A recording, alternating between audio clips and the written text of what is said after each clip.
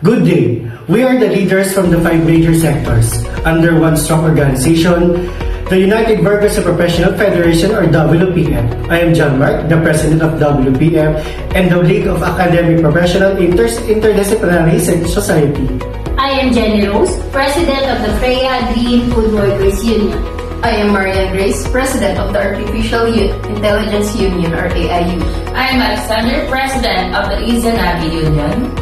I am Jeremy, President of the Telecommunication Union or TELU. Our logo is a shield, symbolizing protection, unity, and strength. The star represents excellence and leadership. Each section reflects the key of sectors like food, technology, wellness, telecommunication, and education.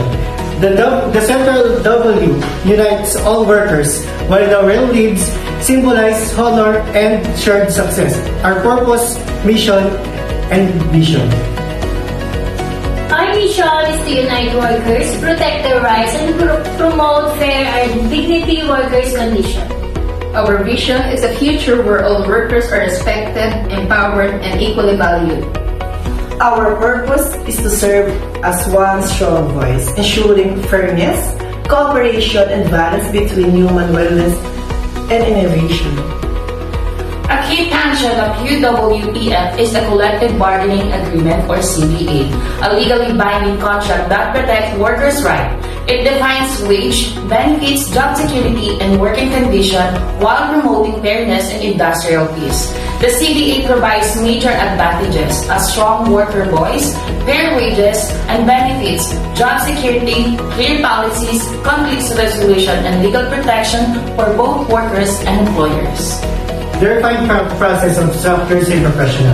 The first one is the preparation, gathering workers' concern. The second one is negotiation, discuss terms with management. The third one is drafting an agreement.